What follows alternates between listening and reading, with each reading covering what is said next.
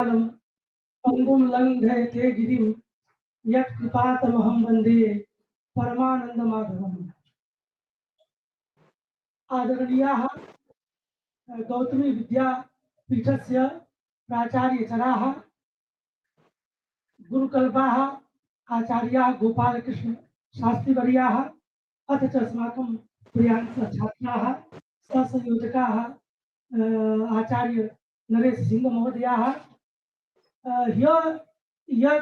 गत दिवसे भवदीयं यत् विशिष्टं व्याख्यानम् आसीत् तत् व्याख्यानं श्रावं न केवलम् अस्माकं छात्राः एव तावत् प्रसन्नाः, न केवलम् अस्माकं छात्राणामेव लाभः, अपि तु सत्यं ब्रवीमि अस्माकं समेषामपि तत्र लाभः जातः।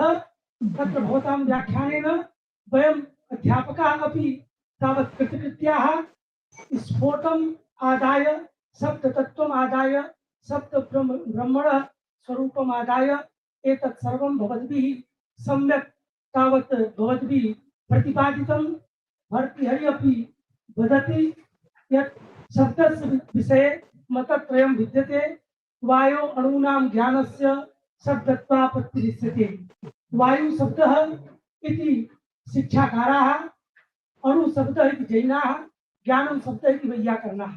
ज्ञानस्य शब्दत्वं तावत् प्रतिपाद्यते। ज्ञानस्य शब्दत्वं कथं भवति तत्रैव लिखति भर्तृहरि यत् अथायम् आन्तरो ज्ञाता सूक्ष्मवागत्मना स्थितः व्यक्तये स्वस्वरूपस्य शब्दत्वेन विवर्तते। अन्तःकरणावच्छिन्नं चैतन्यमेव तावत् शब्दत्वेन विवर्तते। एतत् सर्वम् अस्माकं बुद्धौ भवद्भिः तावत् अस्माकं बुद्धौ भवद्भिः साधु तावत् स्मारितम्। अतः पुनः एकवारं भवताम् अभिनन्दनं प्रकल्प्य स्वागतं प्रकल्प्य तथा च अद्यापि भवतां व्याख्यानम् अवश्यमेव यथा भवतां पाण्डित्यम् अस्माभिः श्रूयते तथैव तावत् भवतां व्याख्यानम् आसीत्, अद्यापि तथैव व्याख्यानं भविष्यति। भवतां वैदुष्यम् इदानीम् अस्माभिः सर्वैः दृष्टं, भवताम् अनुभवः दृष्टः, भवतां व्याख्याने भवताम् अनुभवः अस्माभिः दृष्टः। अतः पुनः तावत् प्रणतिपूर्वकम् अभिनन्दनं स्वागतं प्रकल्प्य एकवारं साक्षात् एव भवतां पार्श्वे पुनः गच्छामि। प्रणतिपूर्वकं निवेदये यत् प्रणतिपूर्वकं प्रार्थये यत् भवन्तः स्व आशिषा अस्मान् सर्वान् विभूषयन्तु।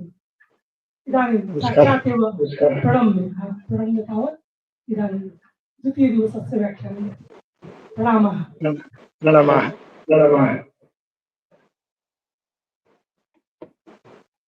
येनाक्षर समाम्नाय मतिगम्य महेश्वरात् कृत्स्नं व्याकरणं प्रोक्तं तस्मै पाणिनये नमः। येन धौता गिरः पुंसां विमलैः शब्दवारिभिः तमश्च अज्ञानजं भिन्नं तस्मै पाणिनये नमः। वाक्यकारं वररुचिं भाष्यकारं पतञ्जलिं पाणिनिं सूत्रकारं च प्रणतोऽस्मि मुनित्रयम्। योगेन चित्तस्य पदेन वाचां मलं शरीरस्य च वैद्यकेन यो अपाकरोत्तं प्रवरं मुनीनां पतञ्जलिं प्राञ्जलिरानतोऽस्मि। ओं नमः पाणिनि कात्यायन पतञ्जलिभ्यः शब्दविद्यासम्प्रदायकर्तृभ्यः वंशऋषिभ्यः नमो गुरुभ्यः। ध्वनिः श्रूयते खलु प्रियछात्राः? इदानीम् अस्य सत्रस्य निर्वाहकेभ्यः किम् आचार्य सम्यक् श्रूयते। श्रूयते। प्रणामः। राजस्थान परिसरस्य कुलपतिवर्येभ्यः अन्येभ्यः निर्वाहकेभ्यः विद्वद्धौरेयेभ्यः प्रणामाः समर्प्यन्ते। आचार्याः विष्णुकान्तपाण्डे महोदयाः इदानीं मम विषये किञ्चित् उक्तवन्तः, तद्विषये अहं कृतज्ञो भवामि। तादृशं सामर्थ्यं यद्यपि मयि नास्ति तथापि गुरूणाम् अनुग्रहेण कार्यं चलति। अस्मिन् दिनेपि भवतां सौहार्देन एकं सत्रम् इदानीमपि भवितुमर्हति। तत्र प्रथमतः अयं विषयः ज्ञातव्यः। भवद्भिः कौमुदी वा पठिता? समासप्रकरणं पठितं वा? एकार्थीभावविषये विचारः कर्तव्यः। एकार्थीभावविषये विचारः कर्तव्यश्चेत् अन्ततः किञ्चित् कौमुदीभागः अवश्यं पठितव्यः भवति। एवं किं किमिति श्रूयते वा? छात्राणां विषये प्रश्नः। छात्राणां विषये एव प्रश्नः। अध्यापकास्तु सम्यक् महाविद्वांसः ते सर्वेपि, तेषां विषये प्रश्नः न भवति। छात्राः यदि कौमुदीं पठितवन्तः चेत् द्विवारं श्रूयते भोः। ध्वनिः रिपीट् भवति।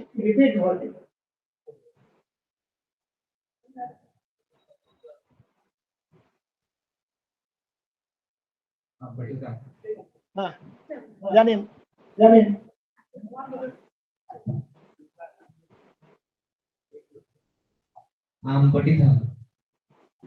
अस्तु, गच्छामः अग्रे।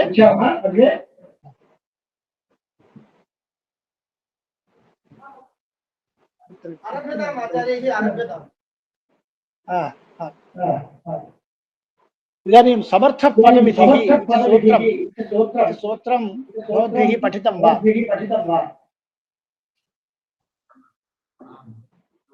समर्थपदविधिः इति सूत्रम्। तत्र अव्ययीभावसमास आरम्भे कौमुद्यां वर्तते इदं सूत्रम्। तत्र तस्य सूत्रस्य अर्थः कः इत्येवं विचारणीयः। तस्मात् पूर्वं किमस्ति ध्वनिः भवतां विषये भवद्भ्यः सम्यक् श्रूयते वा?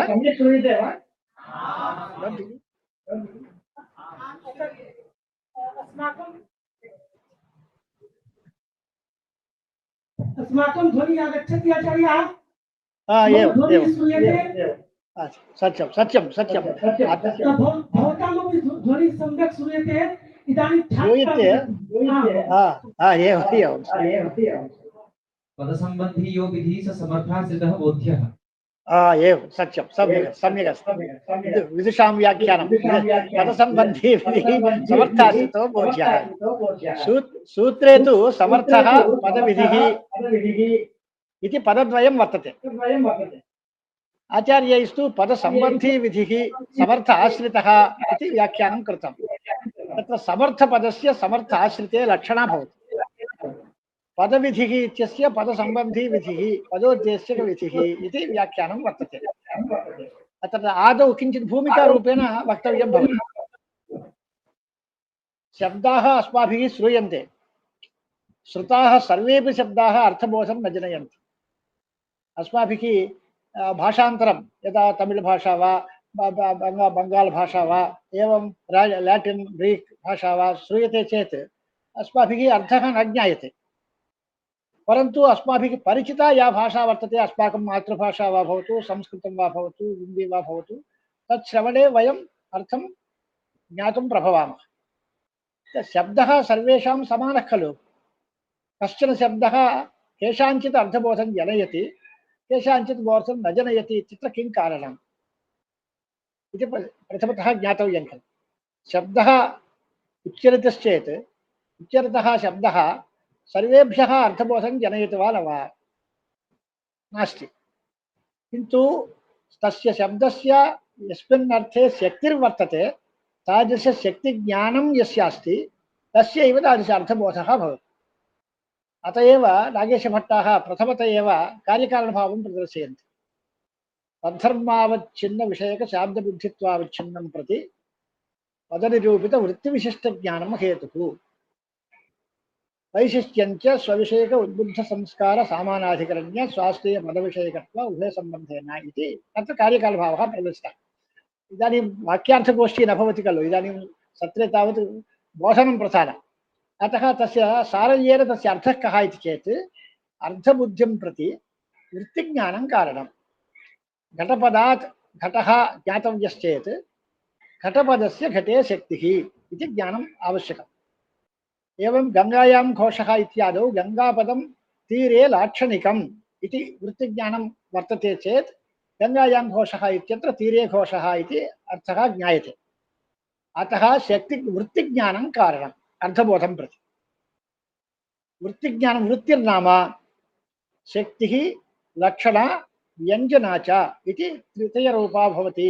तृतीयं वृत्तिपदेन स्वीक्रियते इति केषाञ्चिन् मतं।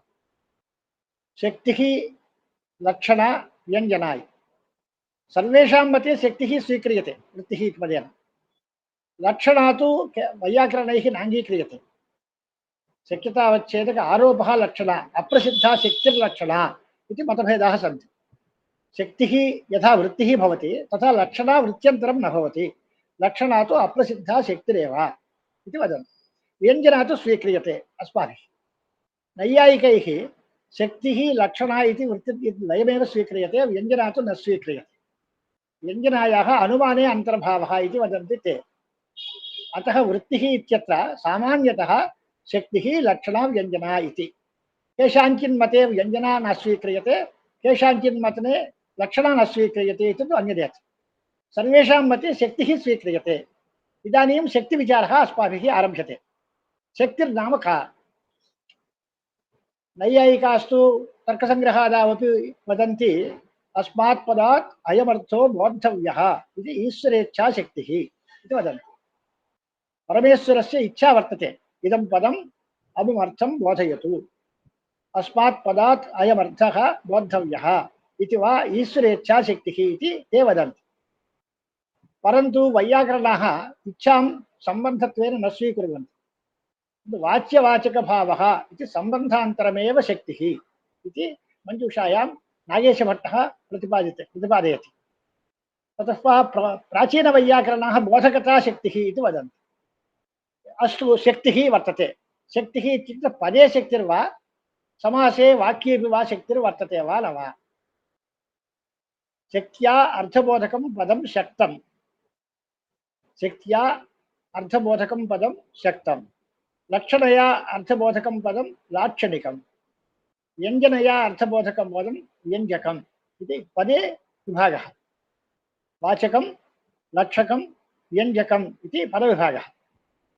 एवं अर्थोपि त्रिविधः: वाच्यः, लक्ष्यः, व्यङ्ग्यः। शक्त्या यः अर्थः प्रतीयते सः शक्यः अर्थः, वाच्यः अर्थः इति उच्यते। लक्षणया प्रतिपाद्यमानः अर्थः लक्ष्यार्थः इत्युच्यते। व्यञ्जनया प्रतिपाद्यमानः बोध्यमानः अर्थः व्यङ्ग्यार्थः इत्युच्यते। एवञ्च अर्थः त्रिविधः भवति, शब्दः अपि त्रिविधः भवति इति सामान्यतः श्रूयते। एवञ्च पदे शक्तिः स्वीक्रियते चेत् पदं शक्तं भवति। पदस्य अर्थः शक्यार्थः भवति। यथा गोपदस्य गौः अर्थः, गोत्वविशिष्टः अर्थः। गोपदं वाचकं, गौः वाच्यः। एवं घटपदस्य घटः अर्थः, घटपदं वाचकं, घटः अर्थः वाच्यार्थः इत्येवं क्रमेण सर्वत्र श्रूयते। इदानीं विचारः भवति, सा च शक्तिः वाक्ये समासे च वर्तते वा न वा इति विचारः। पदे शक्तिः सर्वैः स्वीक्रियते। पदं शक्तम् इति तु सर्वेषाम् अनुमतः पन्थः। तत्र पदस्य चातुर्विध्यं वदन्ति। पदं शक्तं पदं तच्चतुर्विधम् इति तर्कसङ्ग्रहे अस्ति। यौगिकं, रूढं, योगरूढं, यौगिकरूढं चेत् यौगिकं पदं, तस्य अर्थः कः? अवयवशक्त्या अर्थबोधकं पदं यौगिकं। समुदायशक्त्या अर्थबोधकं पदं रूढं। समुदायशक्तिः रूढिः, अवयवशक्तिः योगः।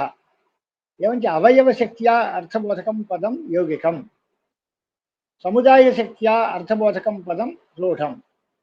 क्वचित् योगः रूढिः उभयमपि वर्तते। यथा पङ्कजपदं स्वीकुर्वन्तु। पङ्कजम् इत्यस्य अर्थः कः? पङ्कजनिकर्तृपद्मं। पङ्के जातं पङ्कजनिकर्तृ इति अवयवार्थः। पद्मम् इति रूढ्यर्थः। उभयोः समावेशः, पङ्कजनिकर्तृपद्मम्। इदं च पदं योगरूढमित्युच्यते। यत्र अवयवार्थसहकारेण समुदायार्थः बुध्यते तत्र योगरूढिः। यौगिकरूढम् इत्येतत् पदं यौगिकं भवति, रूढमपि भवति। उद्भित् पदम्, उद्भित् उद्भित् तरुगुल्मादिः इति उद्भिद्यते इति उद्भित् तरुगुल्मादिः। उद्भिद्धाय चेत् पशुकामः इति उद्भिन्नामकः यागः।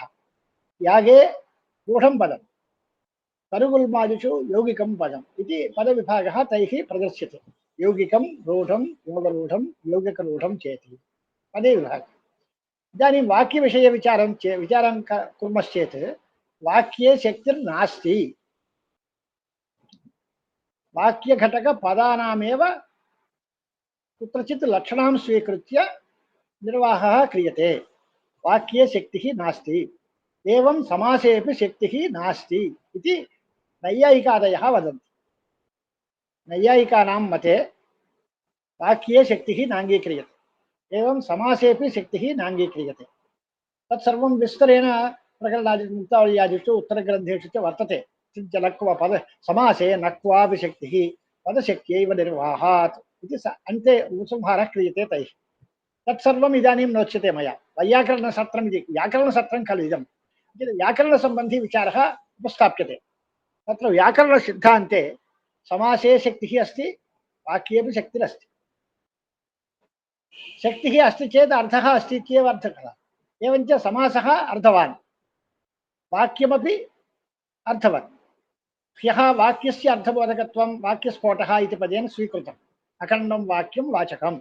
एवञ्च वाक्यस्य अर्थः वर्तते, अर्थवत् पदं वाक्यं भवति। तर्हि इदं सत्रं तु अर्थवत् सूत्रेणैव आरब्धं किल। अर्थवत्वं वर्तते चेत् वाक्यस्यापि प्रातिपदिकसंज्ञा अस्ति वा न वा? वदतु। निशाञ्चित् यन्त्रमस्ति वा? वाक्यस्य प्रातिपदिकसंज्ञा स्वीक्रियते वा न वा?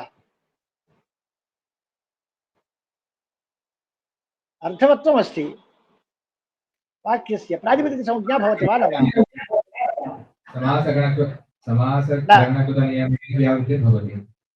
समासग्रहणकृतनियमेन तेन वाक्यस्य न यत्र सङ्घाते पूर्वो भागः पदम् उत्तरस्तु प्रत्ययो न तस्य चेद्भवति तर्हि समासस्यैव तेन वाक्यस्य न इति कौमुद्यामेव लिखितमस्ति। अतः समासस्य अर्थवत्वं प्रातिपदिकत्वं च इष्टम्। वाक्यस्य अर्थवत्वमस्ति, प्रातिपदिकसंज्ञा नेष्यते, नियमात् वारणं भवति इति खलु स्थितिः।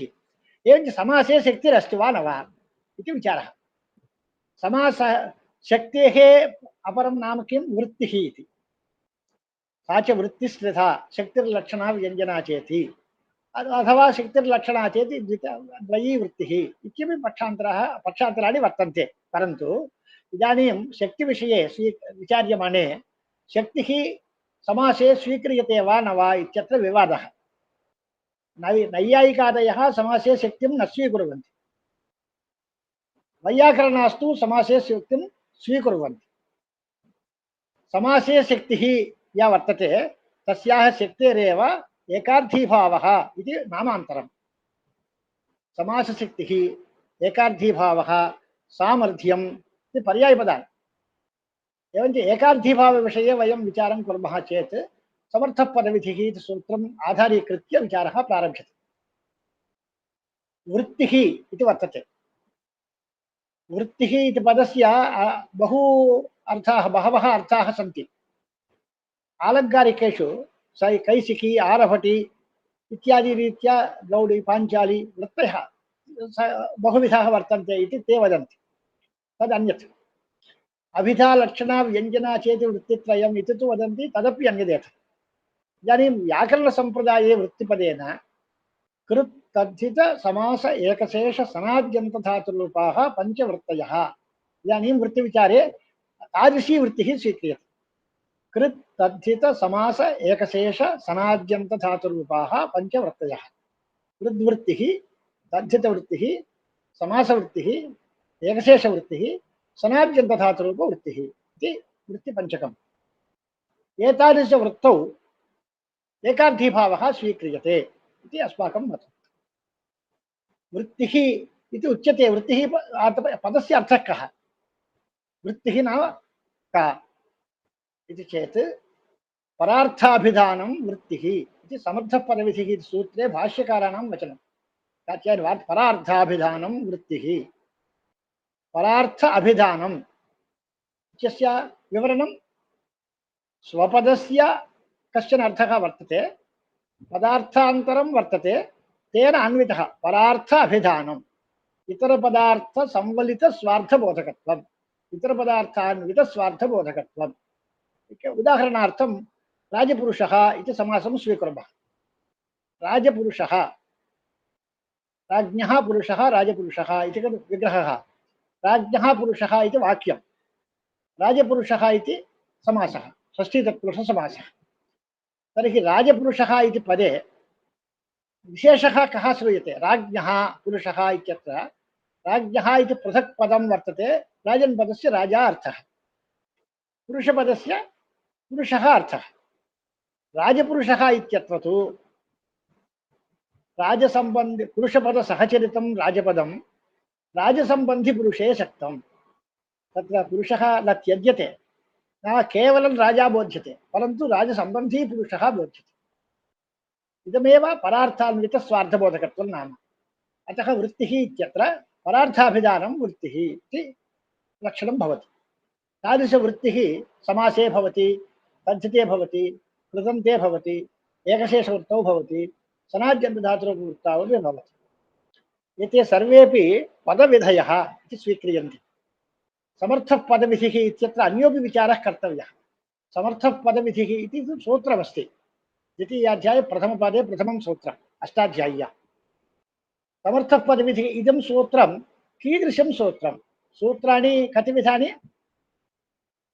ज्ञातं वा षड्विधं सूत्रं संज्ञा च परिभाषा च विधिर्नियम एव च अतिदेशो अधिकारश्च षड्विधं सूत्रलक्षणम् संज्ञा च परिभाषा च विधिः नियम एव च अतिदेशः अधिकारश्च षड्विधं सूत्रलक्षणम् इति षड्विधानि सूत्राणि वर्तन्ते इदं सूत्रं कुत्र अन्तर्भवति इदं विधिसूत्रं वा परिभाषासूत्रं वा अधिकारसूत्रं वा संज्ञा वा अतिदेशः वा विचार्यः कर्तव्यः किल तत्र विचारे क्रियमाणे किं निर्णीतम् इति चेत् अधिकारः परिभाषा वा भवितुम् अर्हति इति प्रश्नः कृतः भाष्ये अनन्तरम् अधिकारः इति सिद्धान्तः वा परिभाषा इति सिद्धान्तः वा इति विचारः क्रियते चेत् तर्हि परिभाषैव इत्येव स्वीकर्तव्यं भवति को भेदः अधिकारपरिभाषयोः को भेदः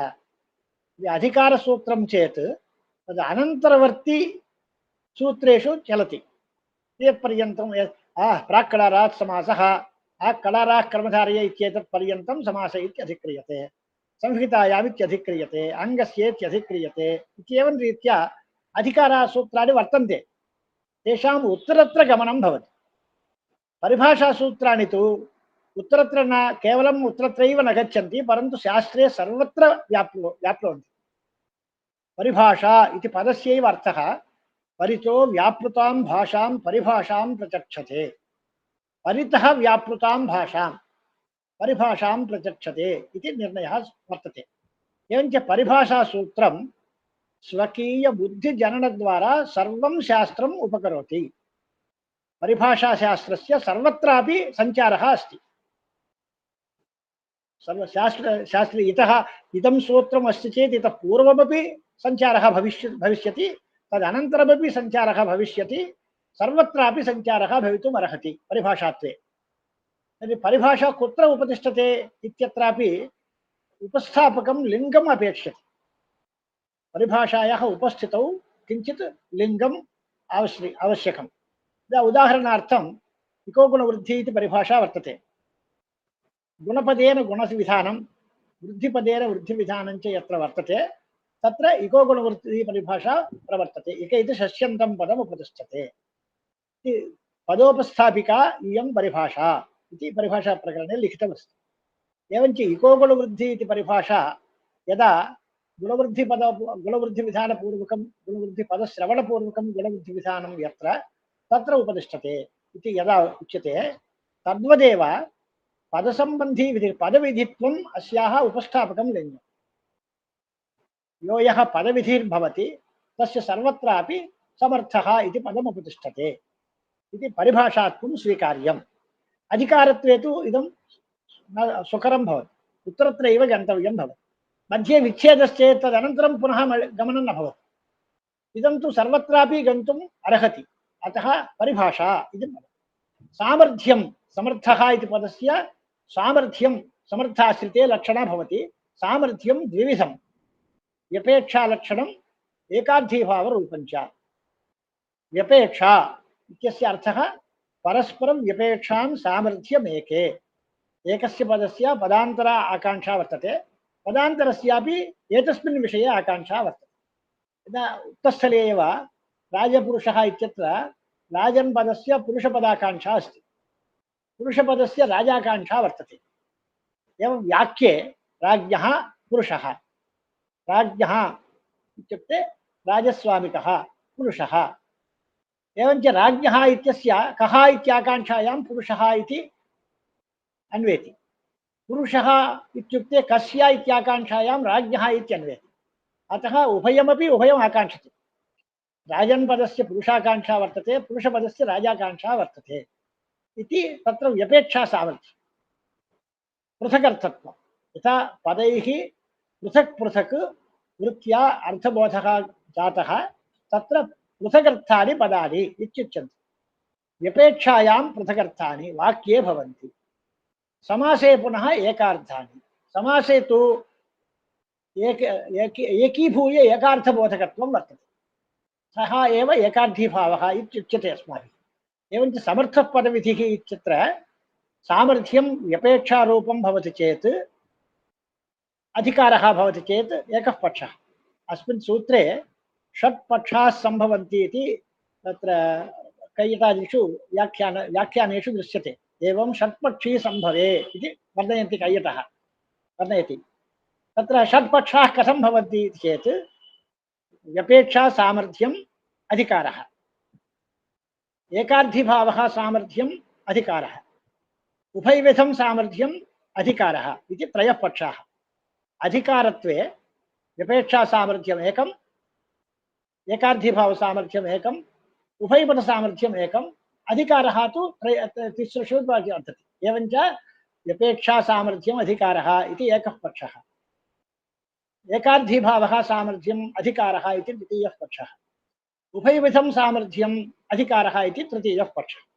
एवमेव एक व्यपेक्षा सामर्थ्यं परिभाषा इति चतुर्थः, एकार्थीभावः सामर्थ्यं परिभाषा इति पञ्चमः, उभयविधं सामर्थ्यं परिभाषा चेत् षष्ठः पक्षः इति। एवं षट् पक्षाः सम्भवितुम् अर्हन्ति इत्युक्त्वा सिद्धान्तः कः इति चेत् अत्र एकार्थीभावः सामर्थ्यं परिभाषा च इत्येव सिद्धान्तः। एवञ्च किम् आगतम् इदानीं, समर्थः पदविधिः इति तु परिभाषासूत्रं। पदविधित्वम् अस्याः उपस्थापकं लिङ्गं। यत्र यत्र पदविधित्वम् अस्ति तत्र तत्र इयं परिभाषा उपतिष्ठते। अत्र सामर्थ्यम् एकार्थीभावरूपम् इति। पदविधिः इत्यस्यापि किञ्चित् विवरणं कार्यं किल। पदविधिः नाम कः, पदोद्देश्यकः विधिः पदविधिः। समासः तु पदानामेव खलु भवति। समासः कतिविधः इत्यत्र पूर्वं कौमुदीं पठितवन्तः ये वर्तन्ते ते वक्तुं प्रभवति वा? समासः कतिविधः?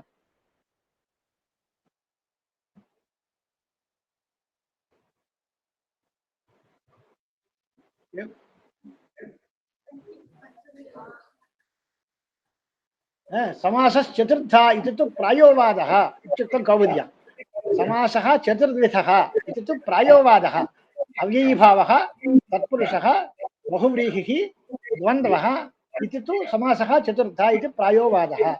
तत्र पूर्वपदार्थप्रधानः अव्ययीभावः, उत्तरपदार्थप्रधानः तत्पुरुषः, अन्यपदार्थप्रधानः बहुव्रीहिः, उभयपदार्थप्रधानः द्वन्द्वः इति तु लक्षणानि सामान्यतः उक्तानि।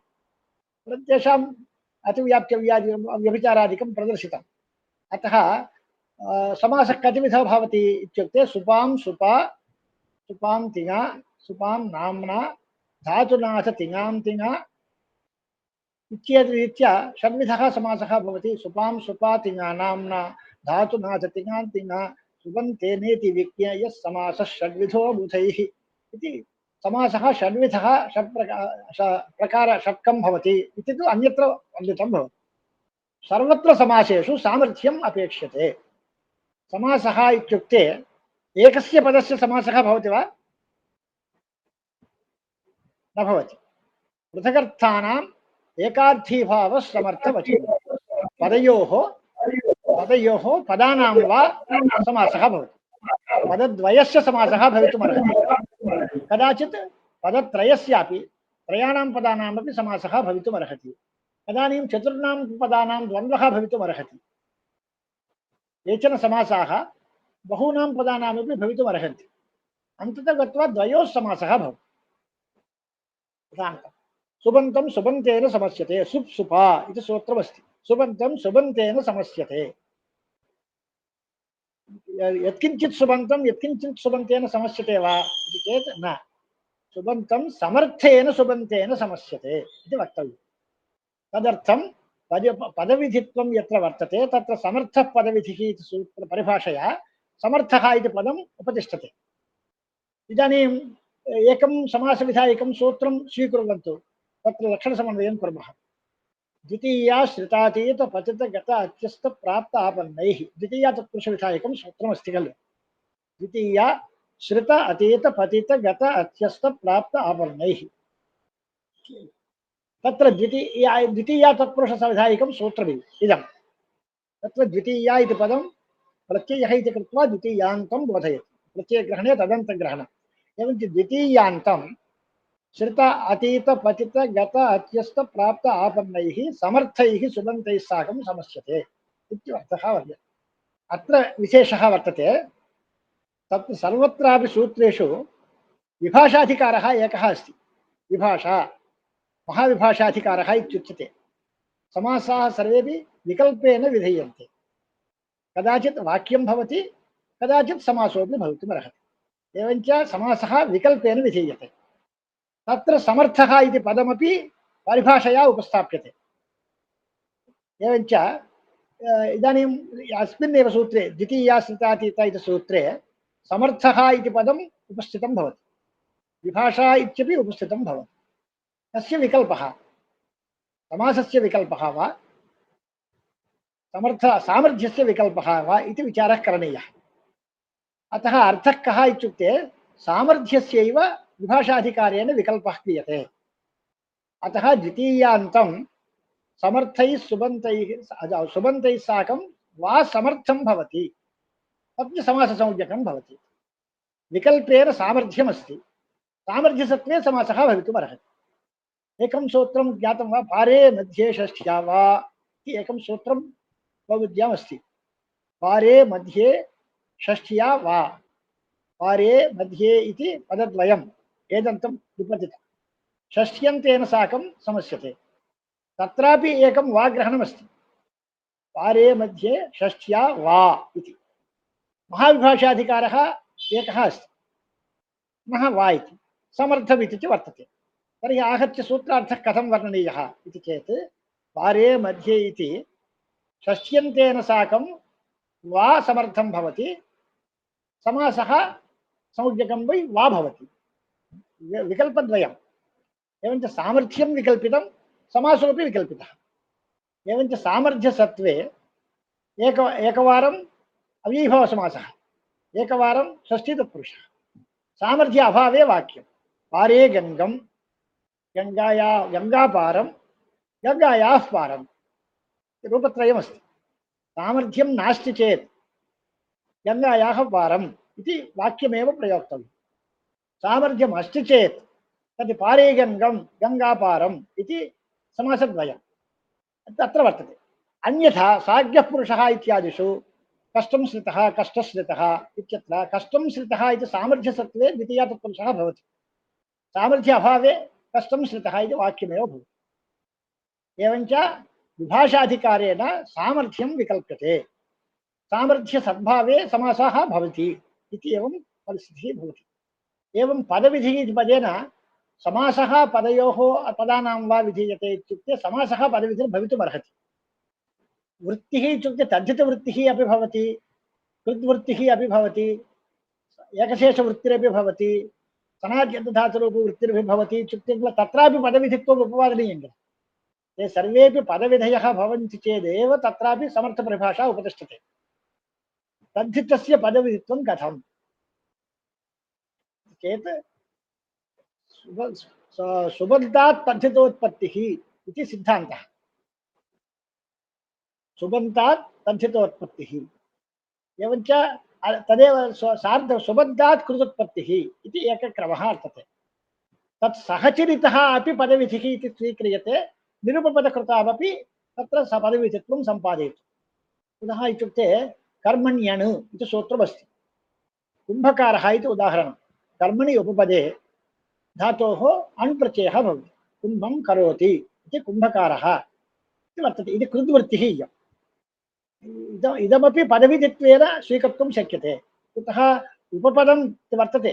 कर्म कर्मणि सप्तम्यन्ते कर्मवाचके उपपदे कुम्भम् इति द्वितीयान्ते उपपदे कृधातोः अण् प्रत्ययः विधीयते। अतः उपपदम् इत्युक्ते पदोद्देशिकविधिर्भवति, पदसम्बन्धी विधिर्भवति, इति पदविधिर्भवति।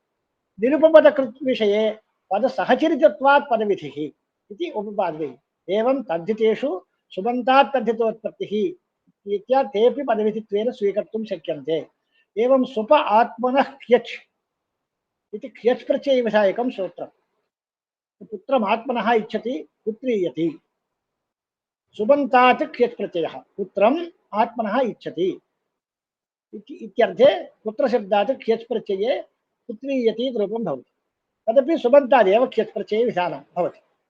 अन्ये च प्रत्ययाः सनादयः धातोः कर्मणः समानकर्तृकादिच्छायां वा इति सूत्रेण सन् प्रत्ययः विहितः। सः सुबन्तात् न विहितः, धातोः इति विहितः। तथापि तस्यापि पदविधि सहचरितत्वात् पदविधित्वम्। एवञ्च किम् आगतम् इत्युक्ते कृत् तद्धित समास एकशेष सनाद्यन्त धातुरूपेषु पञ्चसु अपि वृत्तिषु सर्वत्रापि पदविधित्वम् अस्ति इति उपपादयितुम्। एकशेषः कथं पदविधिः भवति इति चेत् द्वन्द्वसमासः पदविधिः। द्वन्द्वापवादः एकशेषः इति चेत् एकशेषोऽपि पदविधिर्भवत्येव। एवञ्च ते पञ्चापि पदविधेयः भवन्ति। तत्र समर्थपरिभाषा उपतिष्ठते इति लब्धम्। तत्र समर्थपरिभाषया व्यपेक्षालक्षणं सामर्थ्यं वा एकार्थीभावलक्षणं सामर्थ्यं वा इति विकल्पेन कृतः। तत्र व्यपेक्षा सामर्थ्यं वाक्ये वर्तते, समास एकार्थीभावसामर्थ्यं वृत्तौ वर्तते इति व्यवस्था कृता।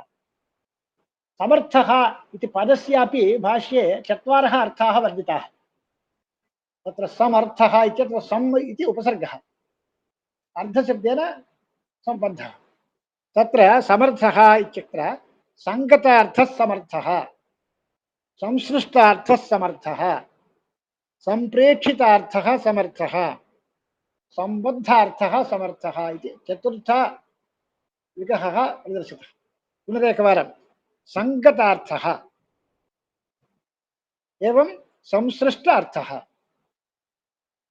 सङ्गतं संसृष्टम् इति एकीभूतम् इति गम्यते इति भाष्यमस्ति। एवञ्च सङ्गतार्थः संसृष्टार्थः इति व्युत्पत्त्या समर्थशब्दः एकार्थीभावं बोधयति। सम्प्रेक्षितार्थः सम्बद्धार्थः इति विग्रहद्वयं स्वीकृत्य व्यपेक्षालक्षणं सामर्थ्यं बोधयति। एवञ्च सामर्थ्यं द्विविधं, व्यपेक्षालक्षणम् एकार्थीभावरूपं च। व्यपेक्षालक्षणसामर्थ्ये विग्रहः कथं सम्प्रेक्षितार्थः आकाङ्क्षितः इति। एवं सम्बद्ध अर्थः समर्थः इति विग्रहद्वयस्वीकारे व्यपेक्षासामर्थ्यं फलति। सङ्गतार्थः संसृष्टार्थः समर्थः इति स्वीकारे एकार्थीभावलक्षणं सामर्थ्यं पर्यवस्यते। एवञ्च एकार्थीभावलक्षणसामर्थ्यं वृत्तौ वर्तते, व्यपेक्षालक्षणसामर्थ्यं वाक्ये वर्तते। तर्हि समर्थग्रहणं किमर्थम् इति प्रथमतः प्रश्नः कर्तव्यः। पदविधिषु समासः पदविधिः समर्थाश्रितः बोध्यः इति। समर्थाश्रितः बोध्यः इति किमर्थम् उच्यते चेत् असमर्थे समासं व्यावृत्त्यर्थं। कथं कष्टं श्रितः, कष्टश्रितः द्वितीया श्रितातीते इत्यादि सूत्रेण द्वितीया तत्पुरुषसमासः भवति। इदानीं पश्यतु वाक्यं पश्य देवदत्तकष्टम् इति एकं वाक्यं। पश्य देवदत्तकष्टम् श्रितः विष्णुमित्रः गुरुकुलम् इति द्वितीयं वाक्यं। कष्टम् इत्यनेन प्रथमवाक्यस्य समाप्तिः। श्रितः इत्यारभ्य द्वितीयं वाक्यमस्ति। पश्य देवदत्तकष्टम् इति एकं वाक्यं। श्रितः देवदत्त विष्णुमित्रः गुरुकुलम् इति द्वितीयं वाक्यं। तत्र कष्टम् इति पदस्य श्रितपदेन साकं समभिव्याहारः अस्ति। पदद्वयमपि पौर्वापर्येण वर्तते। तत्र तयोर्द्वयोः समासः भवति वा? एवम् अन्यत् वाक्यमपि पश्यामः। भार्या राज्ञः पुरुषो देवदत्तस्य। राज्ञः इत्यस्य भार्या इत्यनेन अन्वयः। राज्ञः भार्या देवदत्तस्य पुरुषः इत्यभिप्रायेण भार्या राज्ञः पुरुषो देवदत्तस्य इति वाक्यद्वयं प्रयुक्तं चेत् तत्रापि राज्ञः पुरुषः इति पदद्वयम् अस्ति खलु, तयोः समासः भवति वा? एवम् उपरितनवाक्ये पश्य देवदत्तकष्टं श्रितो विष्णुमित्रो गुरुकुलम् इत्यत्र कष्टं श्रितः इत्यनयोः समासो भवति वा? न भवति, न भवति। एवं भार्या राज्ञः पुरुषो देवदत्तस्य इत्यत्रापि राजन् राज्ञः पुरुषः इत्यनयोः समासः न भवति। कुतः? अत्र समासवारणमेव समर्थाश्रितः बोध्यः इत्यस्य प्रयोजनं। सामर्थ्यं नास्ति। तत्र राज्ञः इति पदं भार्यायाः इत्यनेन साकम् अन्वेति, पुरुषः इत्यनेन तस्य नान्वयः। एवं पश्य देवदत्तकष्टम् इत्यनेन कष्टम् इत्यस्य पश्य इत्यस्य अन्वयः, श्रितः इत्यत्र नान्वयः। श्रितः इति तु विष्णुमित्रः गुरुकुलं श्रितः, तत्र अन्वयः। एवञ्च ययोर्द्वयोः अन्वय एव नास्ति, तत्र सामर्थ्यं कथं भवति? व्यपेक्षा सामर्थ्यमपि नास्ति वाक्ये। तद् वाक्ये वृत्तिः भवति चेत् एकार्थीभावः निरूपणीयः, एकार्थीभावोऽपि न भवति। इदम् असामर्थ्यात् समासः न भवति। एवम् अन्यदपि उदाहरणं पश्यामः। महत् कष्टं श्रितः। कष्टं श्रितः इति वर्तते। कष्टश्रितशब्दयोः समासः भवति। महत् कष्टं श्रितः। महत् इति कष्टस्य विशेषणं। महत् कष्टश्रितः इति भवति वा इति चेत् न भवति। कुतः? असामर्थ्यात्। सामर्थ्यं नास्ति। कुतः सामर्थ्यं नास्ति? कष्टस्य श्रितस्य अन्वयः वर्तते किल चेत् इति चेत् कष्टं कीदृशं? महत् कष्टं सापेक्षं भवति। सापेक्षम् असमर्थमति। सापेक्षस्य असामर्थ्यं। यथा राजपुरुषः इत्युक्ते राज्ञः पुरुषः, राजपुरुषः इति समासः भवितुमर्हति।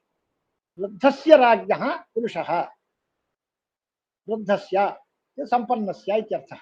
वृद्धस्य राज्ञः पुरुषः, तत्र समासो भवति वा इत्युक्ते न भवति। कुतः? राज्ञः इति पदं वृद्धस्य इति विशेषणसापेक्षम्। एवञ्च सापेक्षम् असमर्थवद् भवति। असमर्थस्य समासः न भवति। इत्येवम् एतादृशस्थलेषु समास अभाव अर्थमेव तत्र समर्थाधिकारः कर्तव्यः, समर्थपरिभाषा उपतिष्ठते। अस्य सूत्रस्य प्रयोजनम् एतादृशम्। तत्परन्तु अन्यत् उदाहरणं पश्यामः। राजपुरुषः दर्शनीयः। पूर्वं तु महत् कष्टम् अथवा सुन्दरस्य राज्ञः पुरुषः।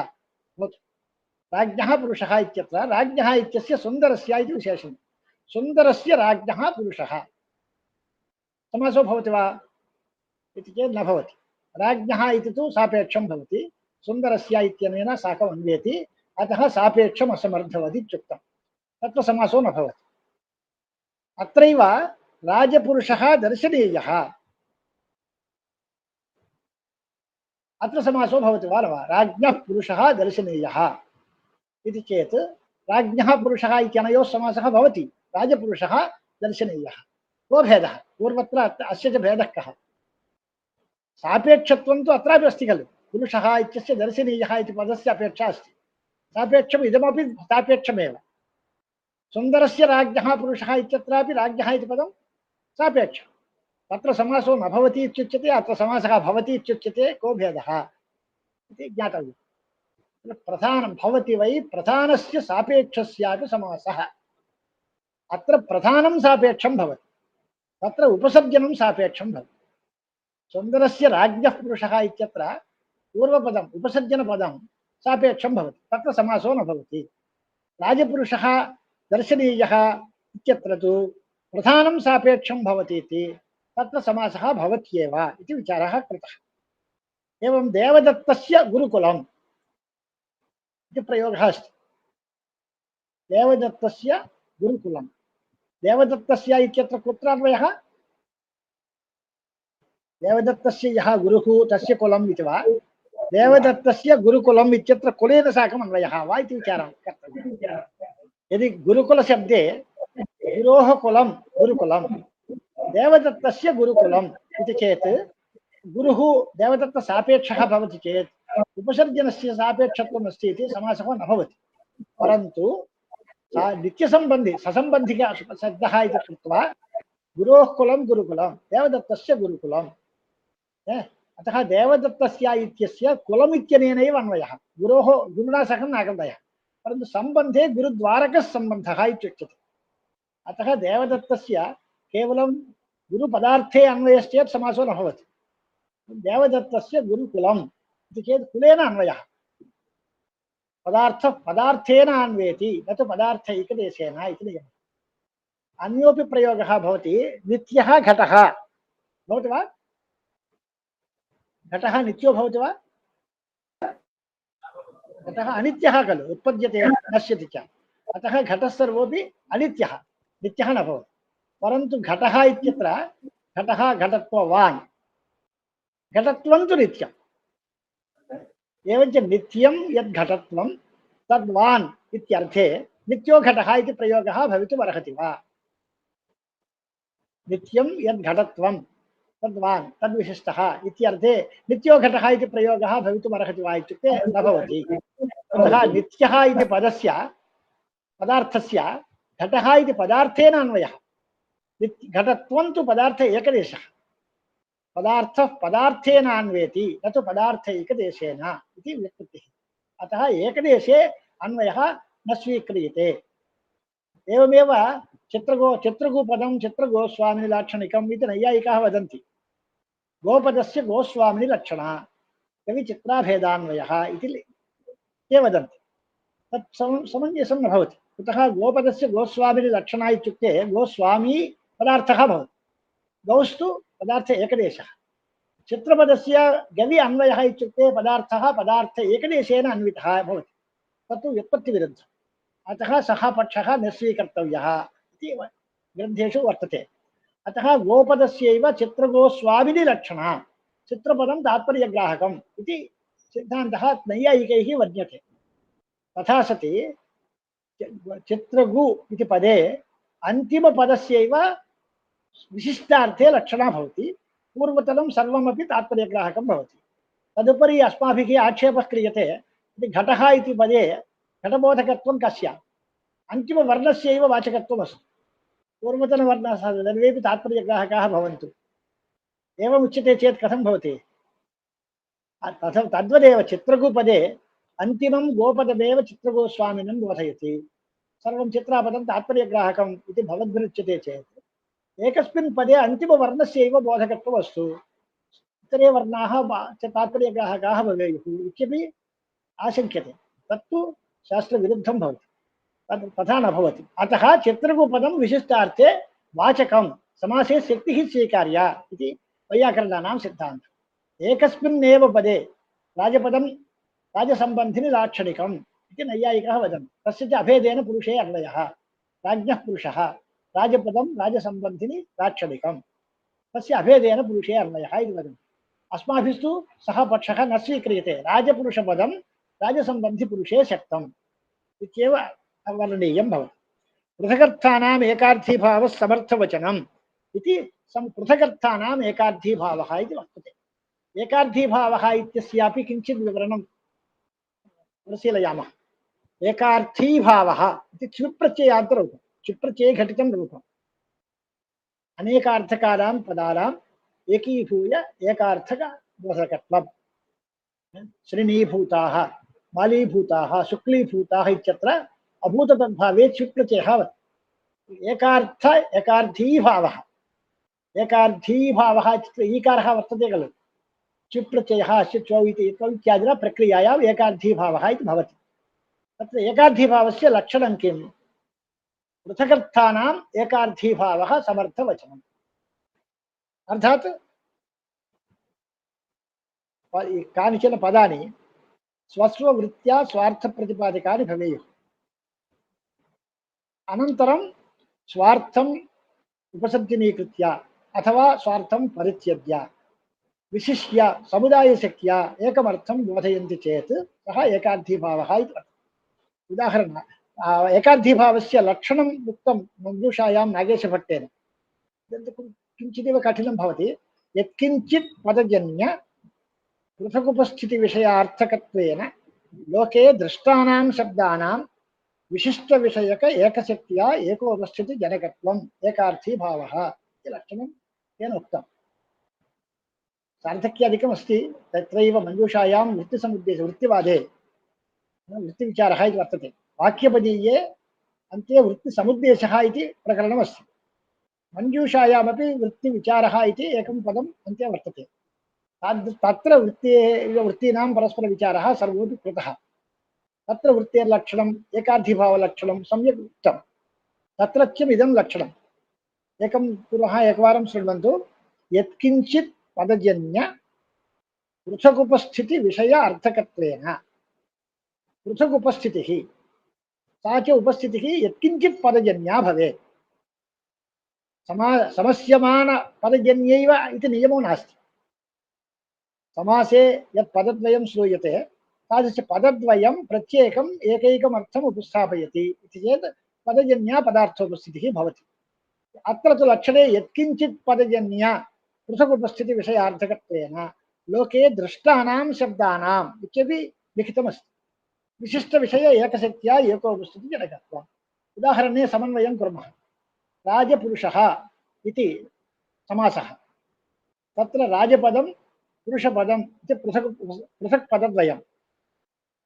राजपदं च राजत्वविशिष्टं राजानं बोधयति, पुरुषपदं च पुरुषत्वविशिष्टं पुरुषं बोधयति। पृथगुपस्थापकं पदद्वयं। लोके दृष्टं पुरुषः इत्यपि पदं लोके दृश्यते, राजा राज्ञः इत्यादि पदान्यपि लोके दृश्यन्ते।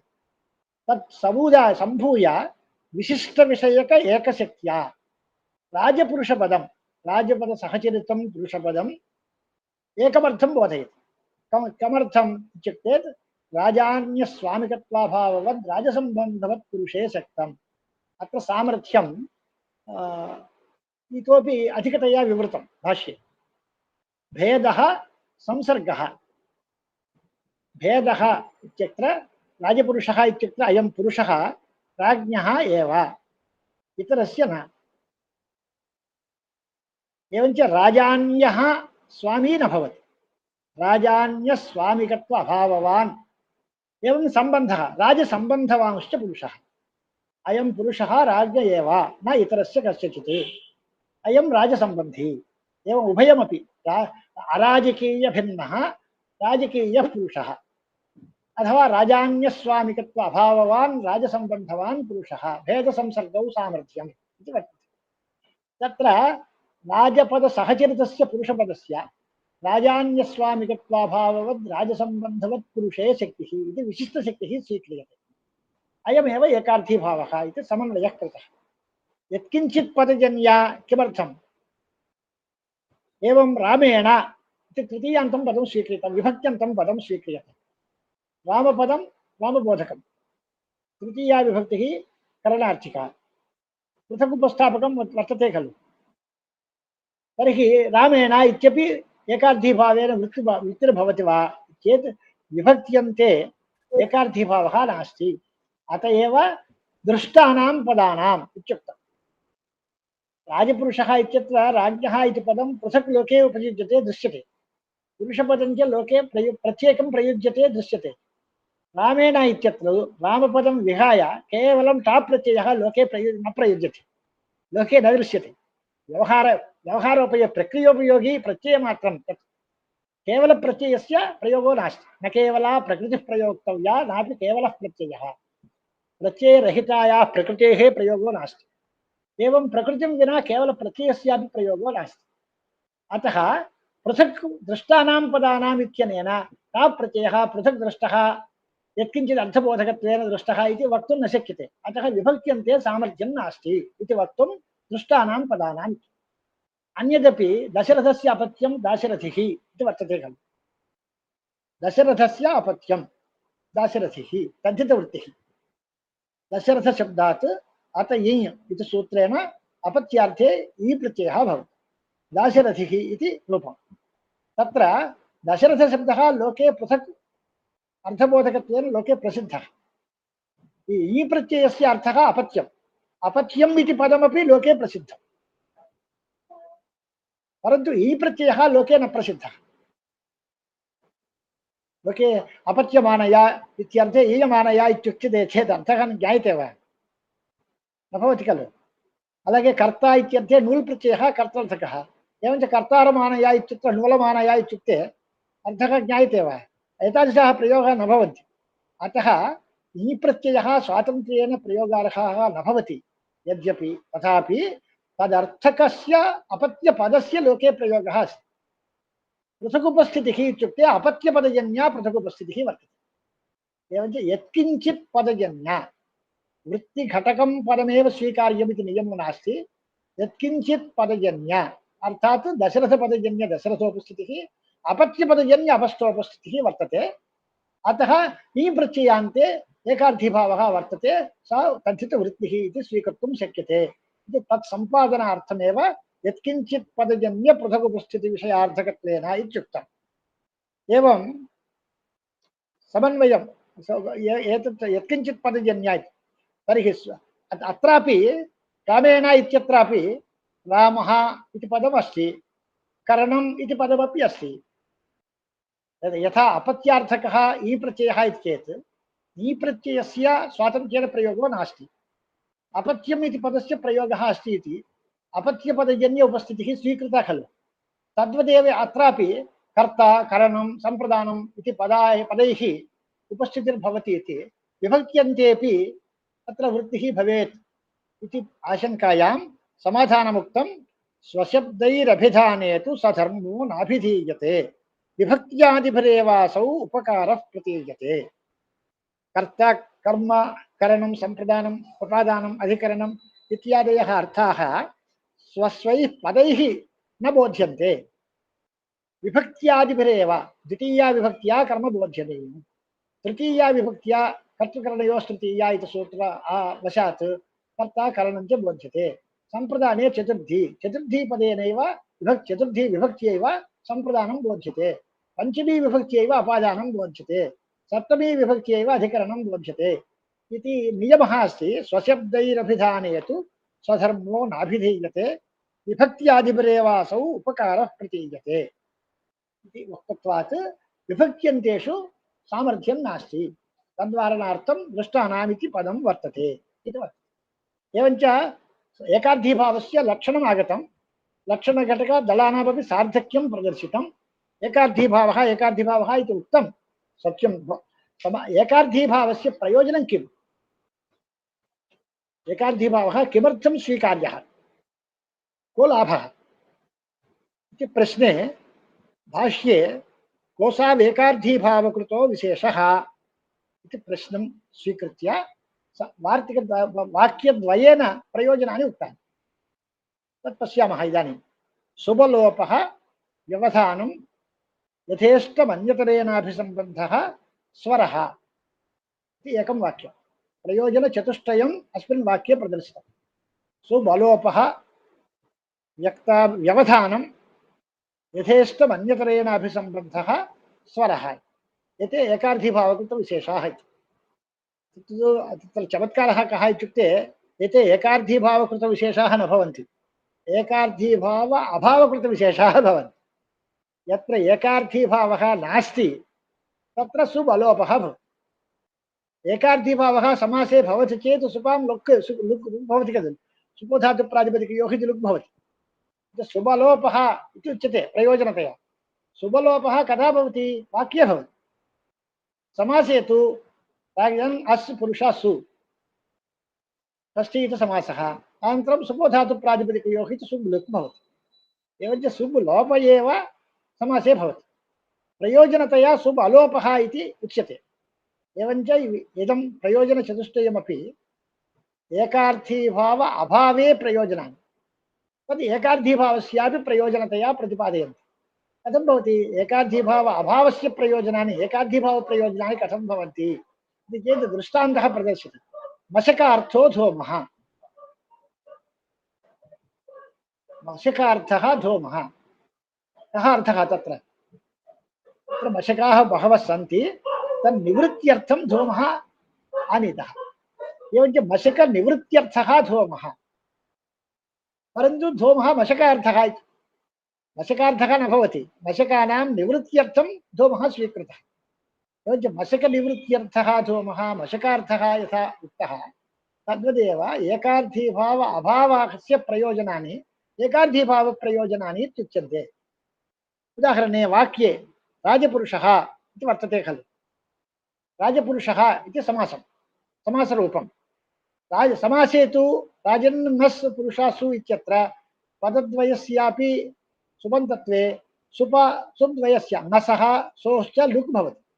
राजन्नस् पुरुषासु षष्ठी समासः सुबो धातु प्रातिपदिकयोः इति लुक् राजन् पुरुष नलोपः प्रातिपदिकान्तस्येति राजन् शब्दे नकारस्य लोपः राजपुरुष तस्य विशिष्टस्य समासत्वेन अर्थवत्वात् प्रातिपदिकत्वं तस्मात् विशिष्टात् सुप् त्वत्वविसर्गौ राजपुरुषः इति रूपं भवति। समासप्रक्रिया भवति। एवञ्च तत्र सुब्लः सुपां लुक् भवति समासे। वाक्ये तु राज्ञः पुरुषः, राज्ञः इत्यत्रापि विभक्तिः श्रूयते, पुरुषः इत्यत्रापि विभक्तिः श्रूयते। सुपः लुक् न भवति, अतः सुब् अलोपः वाक्ये भवति, समासे सुब् लोपः भवति इति एकं प्रयोजनम्। एकार्थीभावे तु सुब् लुक् भवति, सुब् अलोपः एकार्थीभाव अभावे भवति। एवं व्यवधानम् इत्यत्र उदाहरणं किम्? राज्ञः पुरुषः मध्ये राज्ञः सम्पन्नस्य राज्ञः वृद्धस्य पुरुषः इति पदं मध्ये स्थातुम् अर्हति। राज्ञः पुरुषः इति पदद्वय मध्ये वृद्धस्य इति पदेन व्यवधानं वाक्ये स्वीक्रियते। वृद्धस्य राज्ञः पुरुषः अथवा राज्ञः वृद्धस्य पुरुषः इति स्वीकर्तुं शक्यते। परन्तु समासे तु राजपदपुरुषपदयोर्मध्ये किञ्चन पदं नार्हति, नागन्तुम् अर्हति। मध्ये पदं किञ्चिदपि न प्रयोक्तुम् अवकाशः अस्ति। ययोः पदयोः समासः कृतः तयोर्मध्ये पदान्तरं न प्रयोज्यं, व्यवधानं नास्ति। पूर्वपदस्य उत्तरपदस्य च मध्ये व्यवधानं न भवति इति नियमः समासे। वाक्ये तु सः नियमः नास्ति, व्यवधानं स्वीक्रियते इति एकं प्रयोजनम्। एवम् अन्यतरेण अभिसम्बन्धः, यथेष्टम् अन्यतरेण अभिसम्बन्धः राज्ञः पुरुषः इति वक्तुं शक्यते। एवं पुरुषः राज्ञः इति विपर्ययेणापि प्रयोक्तुम् अर्हामः। इदं पदं पूर्वमेव प्रयोज्यम्, इदम् अनन्तरमेव प्रयोज्यम् इति नियमः वाक्ये नास्ति। समासे तु षष्ठ्यन्तस्य उपसर्जसंज्ञायाम् उपसर्जनं पूर्वम् इति पूर्वनिपातः भवति। राजपुरुषः इत्येव भवति, पुरुषराजा इति न भवति। तत्र नियमः अस्ति। राज्ञः पुरुषः राजपुरुषः इत्यत्र समासे क्रियमाणे राजन् पदमेव पूर्वं प्रयोज्यम्, पुरुषपदस्य पूर्वप्रयोगः न भवति। वाक्ये तु राज्ञः पुरुषः अथवा पुरुषः राज्ञः इत्यपि भवितुम् अर्हति। रामः ग्रामं गच्छति, ग्रामं गच्छति रामः, गच्छति रामो ग्रामं, गच्छति ग्रामं रामः, यथा कथञ्चिदपि वाक्ये पदप्रयोगः कर्तुं शक्यते। तत्र पूर्वमेव पदम् एतत् पदं पूर्वमेव प्रयोज्यं, तस्य अनन्तरमेव प्रयोगः इति नियमो नास्ति। समासे तु नियमः अस्ति, उपसर्जनं पूर्वं। उपसर्जनं नाम प्रथमानिर्दिष्टं समासे उपसर्जनं। समास यथा एकशास्त्रे प्रथमानिर्दिष्टम् उपसर्जनसौज्ञकं भवति, उपसर्जनं प्राक्प्रयोज्यम् इति एते नियमाः समासे वर्तन्ते। अतः यथेष्टम् अन्यतरेणाभिसम्बन्धः वाक्ये भवति, समासे न। एवं स्वरेपि विशेषः। राज्ञः इति पदं पुरुषः इति पदं पदद्वयमस्ति चेत् द्वयोः स्वरद्वयं भवति मित्सरेण आद्यदात्तत्वं भवति। राजपुरुषः इति समासः क्रियते चेत् समासः एकं पदं विशिष्टं पदं सः समासस्वरेण अन्तोदात्तः भवति। स्वरभेदः अस्ति वाक्ये पदद्वयं स्वरद्वयं लभते। राजपुरुषः इति समासे तु एकं पदं समासपदं समासस्वरेण अन्तोदात्तं भवति इति स्वरभेदः अस्ति इति एते विशेषाः एकार्थीभावकृताः इति एकस्मिन् वाक्ये प्रतिपादितम्। अन्यदपि प्रयोजनपदं वाक्यमस्ति संख्याविशेषः व्यक्ताभिधानम् उपसर्जनविशेषणं च योगः इति। एतानि चत्वारि प्रयोजनानि। पुनः एकवारं पश्यामः। संख्याविशेषः राज्ञः पुरुषः इत्यत्र राज्ञः पुरुषः राज्ञोः पुरुषः राज्ञां पुरुषः इति एकवचनान्तेन द्विवचनान्तेन बहुवचनान्तेन च समासः प्रयोगः कर्तुं शक्यते। राजपुरुषः इति समासे तु राजपुरुषः इत्येव भवति, द्विवचनान्ततया बहुवचनान्ततया प्रयोगो न भवति। उपसर्जनपदस्य उपरि बहुवचनान्तप्रयोगः न भवति। राज्ञः पुरुषः राजपुरुषः। वाक्ये तु राज्ञां पुरुषः राज्ञोः पुरुषः राज्ञः पुरुषः इति सर्वथापि वाक्यं भवति। अतः संख्याविशेषः वाक्ये भासते, समासे न भासते। राजपुरुषः इत्युक्ते त्रयाणां वा द्वयोर्वा एकस्य वा इति ज्ञानं न भवति। वाक्ये तु राज्ञोः पुरुषः इति द्वयोः राज्ञोः पुरुषः, एवं राज्ञां पुरुषः इति बहूनां राज्ञां पुरुषः इति अर्थः भासते। संख्याविशेषभानं वाक्ये भवति, समासे न भवति। एवं व्यक्ताभिधानं स्पष्टप्रतिपत्तिः। ब्राह्मणस्य कम्बलस्तिष्ठति इति वाक्यं। ब्राह्मणस्य कम्बलस्तिष्ठति। ब्राह्मणस्य कम्बलः इत्यत्र समासं कुर्मश्चेत् कथं भवति प्रयोगः? ब्राह्मणकम्बलस्तिष्ठति। तत्र सन्देहः भवति, ब्राह्मणः सम्बोधनं कम्बलस्तिष्ठति इति उच्यते वा, ब्राह्मणकम्बलः तिष्ठति इति समासः वा, अर्थस्य स्पष्टता नास्ति। ब्राह्मणस्य कम्बलः तिष्ठति इत्येतत् स्पष्टप्रतिपत्तिः, सन्देहस्य अवकाशः एव नास्ति। अतः व्यक्ताभिधानं भवति वाक्ये, समासे न भवति। एवम् उपसर्जनविशेषणम्। उपसर्जनविशेषणम् इत्युक्ते उपसर्जनस्य विशेषणम्, उपसर्जनस्य अप्रधानपदस्य विशेषणपदस्य इति। राज्ञः पुरुषः इत्यत्र राज्ञः इति उपसर्जनपदं, पुरुषः इति प्रधानं पदं विशेष्यपदं। तत्र राज्ञः इत्यस्य विशेषणं भवति वृद्धस्य राज्ञः पुरुषः, वृद्धस्य राज्ञः पुरुषः, सुन्दरस्य पुरुषस्य भार्या। सुन्दरस्य इति पुरुषस्य विशेषणं, पुरुषस्य भार्या, पुरुषस्य सखा यथा कदाचित् वक्तुं शक्नुमः। परन्तु उपसर्जनस्य विशेषणं भवति वाक्ये, समासे तु एतादृशं विशेषणं न प्रयोगार्हं। वृद्धस्य राजपुरुषः इति वक्तुं न शक्यते, सापेक्षम् असमर्थवती इति तत् समासो न भवति। अतः उपसर्जनविशेषणं। किञ्च सर्वप्रसिद्धम् उदाहरणं द्वन्द्वे धवश्च खदिरश्च धव खदिरौ इति द्वन्द्वसमासः खलु। धवश्च खदिरश्च इति चशब्दयोगः वाक्ये अस्ति, समासे तु चशब्दप्रयोगः न भवति। चार्थे एव द्वन्द्वः विहितः, चशब्दस्य अर्थः द्वन्द्वसमासेनैव अभिहितः। अतः चशब्दप्रयोगः वाक्ये भवति, समासे न भवति। भीमश्च अर्जुनश्च नकुलश्च सहदेवश्च भीमार्जुन नकुल सहदेवाः एकं पदं समासः चेत् तत्र चशब्दः न भवति। वाक्ये तु भीमश्च अर्जुनश्च नकुलश्च सहदेवश्च इत्येवं रीत्या प्रत्येकं चशब्दयोगः भवति। एवञ्च वाक्ये चशब्दाः प्रयुज्यन्ते, समासे न प्रयुज्यन्ते। अयमपि एको विशेषः इति। राज्ञो गौश्च अश्वश्च पुरुषश्च। एकः राजा अस्ति, राज्ञः गौरप्यस्ति, अश्वः अप्यस्ति, पुरुषः अप्यस्ति। राज्ञः एव इमे त्रयः, राज्ञः गौश्च अश्वश्च पुरुषश्च, त्रयः चशब्दाः प्रयुक्ताः। समासे कृते तु राज्ञः गवाश्वपुरुषाः, चशब्दः न प्रयुज्यते, राज्ञः गवाश्वपुरुषाः इत्येव भवति। एवं इदमपि प्रयोजनान्तरं भवितुमर्हति। विभाषाधिकारः इति पूर्वमुक्तं किल, विभाषाधिकारस्य किं प्रयोजनं? सामर्थ्यविकल्पः। यदि एकार्थीभावः आश्रीयते, एकार्थीभावसामर्थ्यसद्भावे समासः भवति, एकार्थीभावव्यपेक्षासामर्थ्याश्रयणे वाक्यं भवति।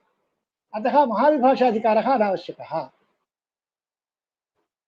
सामर्थ्य एकार्थीभावसामर्थ्यं स्वीकृतं चेत् तत्र विकल्पेन समासो भवति इत्येतदर्थं विभाषाधिकारः स्वीकृतः। वावचन आनर्थक्यं भवति, विभाषाधिकारः न कर्तव्यः इत्यपि अत्र प्रयोजनं भवति। एवञ्च इमे एकार्थीभावकृताः विशेषाः भवन्ति। इदानीं समासे शक्तिः स्वीक्रियते चेत् को लाभः, शक्ति अस्वीकारे किं नष्टम् इत्यपि परिशीलनीयं भवति। तत्र वैयाकरणानां सिद्धान्तः प्रतिपादितः, समासे खलु भिन्नैव शक्तिः पङ्कजशब्दवत्। समासे खलु भिन्नैव शक्तिः पङ्कजशब्दवत्, बहूनां वृत्तिधर्माणां वचनैरेव साधने स्यान्महद्गौरवम्, तस्माद् एकार्थीभाव आश्रितः। समासशक्तिनिर्णये भूषणसारे इयं कारिका अस्ति। पुनः कारिकां पठामि। समासे खलु भिन्नैव शक्तिः, समासे खलु भिन्नैव शक्तिः पङ्कजशब्दवत् इति दृष्टान्तः। तथा पङ्कजशब्दे योगरूढिः पृथक् स्वीक्रियते, अवयवशक्ति अपेक्षया समुदायशक्तिः स्वीक्रियते। पङ्कजनिकर्तृ इति पदमस्ति यौगिकं, योगपद योगशक्तिः अस्ति, तदपेक्षया रूढशक्तिरपि स्वीक्रियते। अन्यथा तत्र पद्माभिन्नेषु पङ्कात् प्रादुर्भूतेषु वस्तुषु अपि पङ्कजशब्दप्रयोगः स्यात्। तथा वारणार्थं पङ्कजनिकर्तृ पद्मम् इति रूढशक्तिरपि स्वीकर्तव्या भवति। तथा पङ्कजशब्दे अवयवशक्त्यपेक्षया भिन्ना रूढशक्तिः स्वीकृता, तद्वदेव समासे खलु भिन्न एव शक्तिः पङ्कजशब्दवत्। किमर्थम् अतिरिक्तशक्तिः अवयवशक्ति एव निर्वाहः भवतु इति चेत् तथा सति महद्गौरवं स्यात्, बहुव्युत्पत्तिविरोधः स्यात्। कथं व्युत्पत्तिविरोधः कथम् इति चेत् किञ्चित् परिशीलनार्थम् द्वित्राणि उदाहरणानि दीयन्ते। पदार्थयोः उद्देश्यविधेयभावेनान्वये पृथगुपस्थितिस्तन्त्रम् इति व्युत्पत्तिः अस्ति।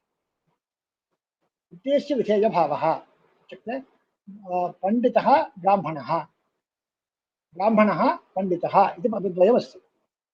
सः ब्राह्मणः पण्डितः, सः ब्राह्मणः इत्युक्ते ब्राह्मणम् उद्दिश्य अयं पण्डितः इति विधीयते। चैत्रः करोति इत्यत्र चैत्रः किं करोति इति प्रश्नः। समाधानं चैत्रः पचति इति समाधानं। तत्र चैत्रम् उद्दिश्य पाककर्तृत्वं विधीयते, पाकः विधीयते। एवम् एकम् उद्देश्यम् अपरं च विधेयम्। उद्देश्यवाचकपदं विधेयवाचकपदं च पृथगर्थोपस्थापकं भवति चेत् तत्र उद्देश्यविधेयभावः अस्ति। ब्राह्मणः पण्डितः, ब्राह्मणः सः पण्डितः भवति इति पण्डितत्वं विधीयते। एवं पण्डितब्राह्मणः इति एकं वक्तुं चेत् तर्हि उद्देश्यविधेयभावः वर्तते वा न वा? न भवति, पृथगुपस्थितिः नास्ति। एवं अन्यदपि अस्ति, प्रकृत्यर्थस्य प्रत्ययार्थेन अन्वयः। सर्वत्र प्रातिपदिकार्थः प्रत्ययार्थे अन्वेति इति नियमः। प्रातिपदिकस्य यः अर्थः भवति सः अर्थः प्रत्ययार्थेन साकम् अन्वेति। रामेण, रामाय, रामात् इत्यादिषु रामनिष्ठं करणत्वं, रामाभिन्नं करणं, यत् रामनिष्ठं करणत्वम् इत्येवं रीत्या तन्त्रभेदेन करणत्वार्थकत्वं नैयायिकसम्मतं, करणम् इति वैयाकरणसम्मतम्। एवं चेत् तण्डुलं पचति इत्यत्र तण्डुलाभिन्नं कर्म, तण्डुलनिष्ठं कर्मत्वं यथा कथञ्चित् स्वस्वसम्प्रदायानुसारं बोधः भवति। एवञ्च प्रत्ययार्थः विशेष्यः भवति। कार्यकारणभावः कथं भवति? प्रातिपदिकार्थप्रकारकशाब्दबुद्धिं प्रति प्रत्ययजन्योपस्थितिः कारणम् इति कार्यकारणभावः। प्रातिपदिकार्थः प्रत्ययार्थे प्रकारः भवति इति नियमः। तर्हि राज्ञः पुरुषः इत्यत्र राजन् पदाजन्य प्रातिपदिकार्थः कुत्र अन्वयते? राजन् इत्यत्र षष्ठ्यर्थे अन्वयते। अत्र तु उपस्थितिभङ्गः करणीयः। राजन् पदार्थः प्रत्येकम् उपस्थितश्चेत् तस्य पुरुषे अन्वयः इत्युच्यते चेत् प्रत्येकशक्त्या राजपदस्य राजार्थः पुरुषपदस्य पुरुषः अर्थः राजपदार्थस्य पुरुषे अन्वयः इति भवद्भिः उच्यते चेत् तर्हि राजरूपप्रातिपदिकार्थस्य राज्ञः कुत्र अन्वयः? पुरुषे अन्वयः उच्यते। पुरुषस्तु न प्रत्ययार्थः। राजनिष्ठं स्वामित्वं षष्ठ्यर्थे अन्वयः युक्तः। षष्ठी तु प्रत्ययः भवति इति कृत्वा। परन्तु इदानीं षष्ठ्यर्थः न भवति। राजपुरुषः इति समासः। राजन् पदस्य राजार्थः पुरुषपदस्य पुरुषः अर्थः राजपदार्थस्य च पुरुषपदार्थे अन्वयः इत्युक्ते कथम् अन्वयः भवति? प्रातिपदिकार्थः प्रत्ययार्थे एव अन्वयति इति नियमः अस्ति। तादृशनियमस्य भङ्गः कल्पनीयः। बहुव्युत्पत्तिभञ्जनम् इत्यस्य अयमेव अर्थः। एवं राजपुरुष इति समूहस्य अर्थः नास्ति चेत् तर्हि तस्मात् विशिष्टात् सुप्रत्ययः क्रियते। राजपुरुषात् सुप् राजपुरुषः इति अन्ते प्रथमाविभक्तिः भवति। प्रथमार्थस्य कुत्र अन्वयः? प्रत्ययानां स्वप्रकृत्यर्थान्वितस्वार्थबोधकत्वम् इति अन्वयः। सः प्रत्ययः यस्मात् विहितः? राजपुरुषपदात् विहितः। एवञ्च राजपुरुष इति पदस्य यो अर्थः तदर्थे सः अन्वयम् अर्हति। परन्तु राजपुरुषपदस्य समुदायस्य भवन्मते अर्थः एव नास्ति। अस्माकं समुदायशक्तिवादिनां मते राजपुरुषः इत्यस्य राजसम्बन्धी पुरुषः अर्थः इति वक्तुं शक्नुमः। परन्तु यदि समासशक्तिः नास्ति तर्हि समुदायस्य अर्थबोधकत्वं नास्ति। अर्थवत्वं नास्ति चेत् तस्य प्रातिपदिकत्वं नास्ति। तदनन्तरं सुबुत्पत्तिरपि नास्ति। इमानि सर्वाणि दोषणानि लगन्ति तत्र। एकार्थीभावः न स्वीक्रियते चेत् पुरुषपदात् पुरुषपदस्य अर्थवत्वं भवति। पुरुषपदात् प्रत्ययः भवितुमर्हति।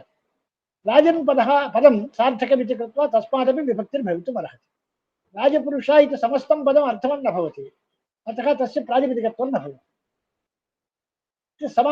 कृत्तद्धितसमासाश्च इति सूत्रेण समासपदेन समासस्य प्रातिपदिकत्वं विधीयते इति ते वदन्ति। परन्तु समासग्रहणं नियमार्थम् इति वैयाकरणः वर्णयन्ति। समासग्रहणं विध्यर्थं न भवति। समासस्य प्रातिपदिकसंज्ञार्थं समासपदं नास्ति।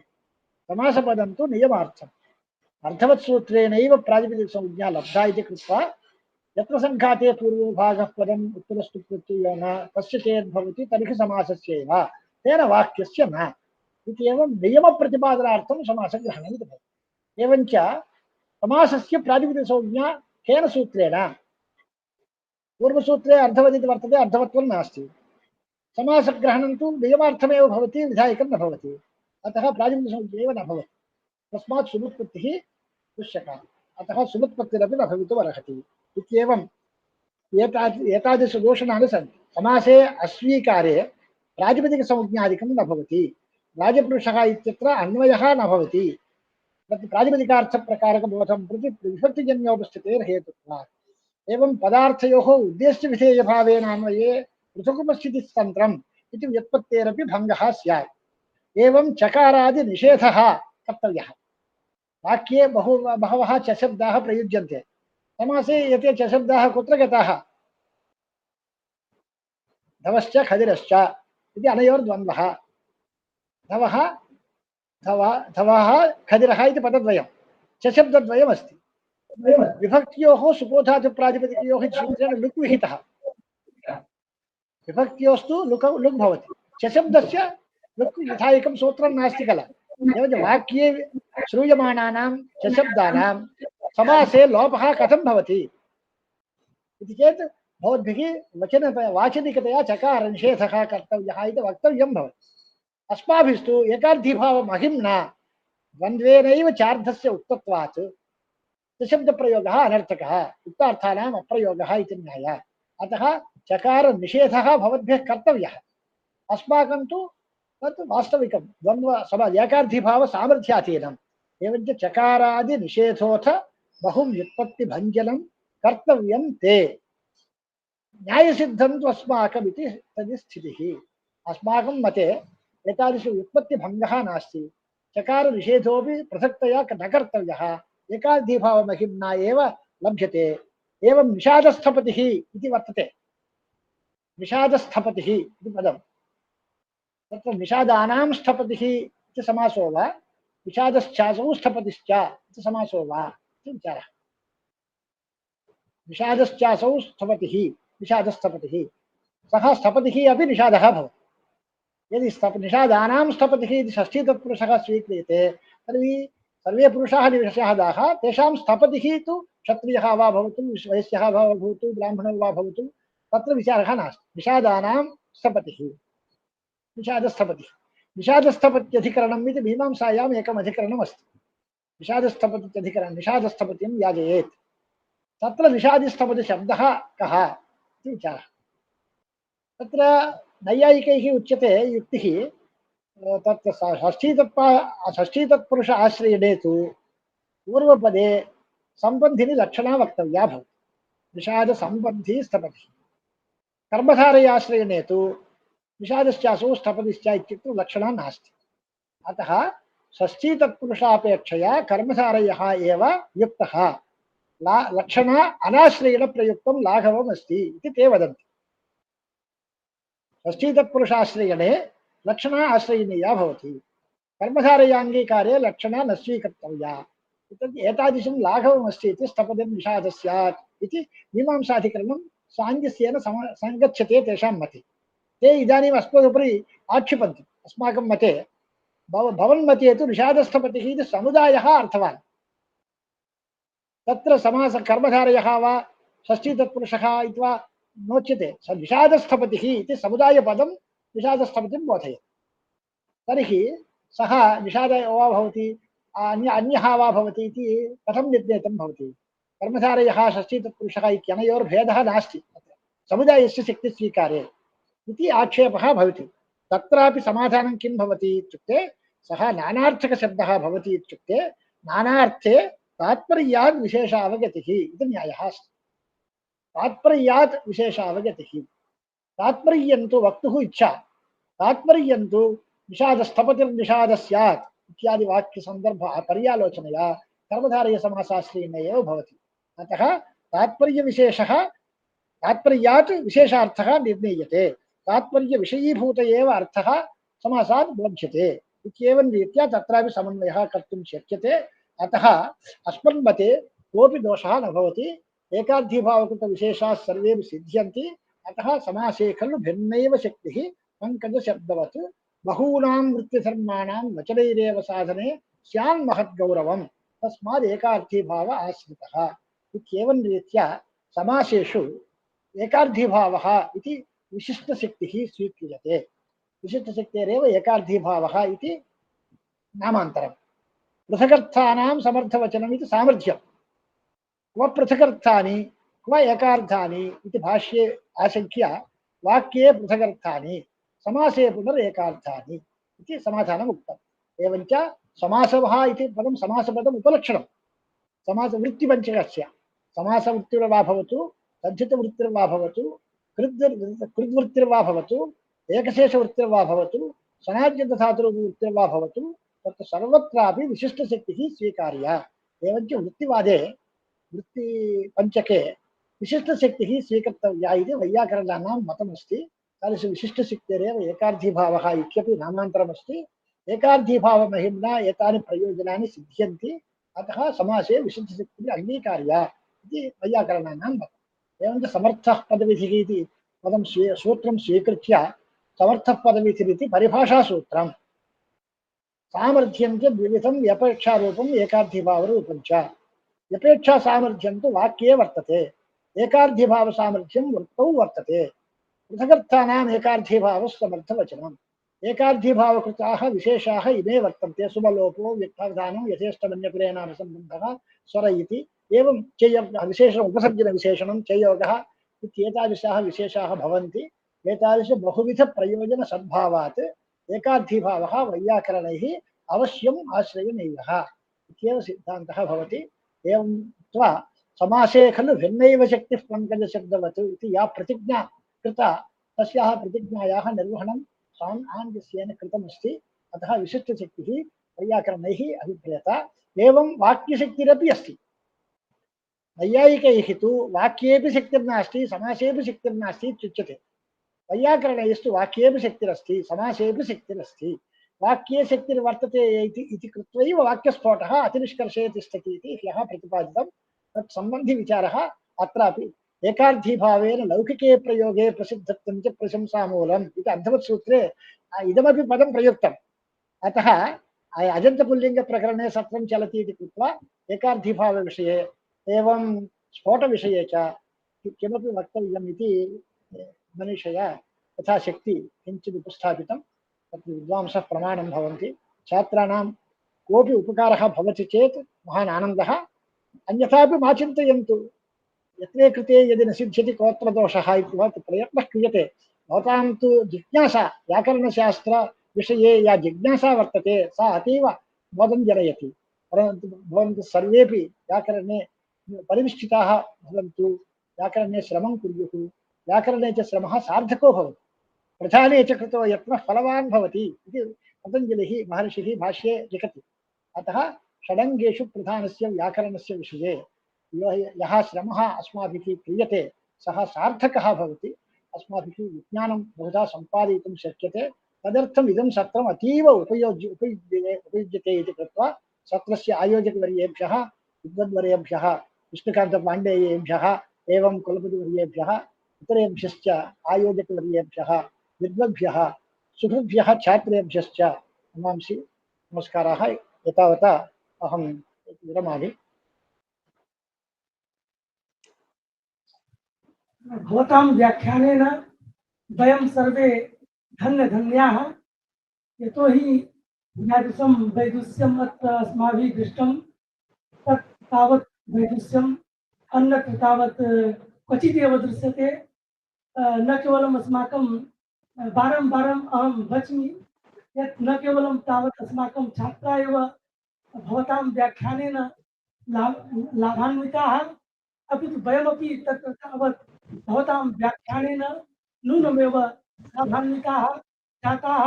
अतः एकार्थी भाव पक्षम् आदाय वैयाकरणानां यो हि अयं सिद्धान्तः तं सिद्धान्तमादाय सम्यक् न तावत् एकार्थी भाव विषयकः कश्चन पक्षः अवशिष्टो विद्यते इति मे बुद्धौ प्रतिभाति। सर्वोऽपि पक्षः एकार्थी भाव समर्थने यावन्तः तावत् विचाराः आसन् वैयाकरणभूषणसारे मञ्जूषायां वा ते सर्वेपि विचाराः भवद्भिः सम्यक् एव तावत् प्रतिपादिताः सन्ति।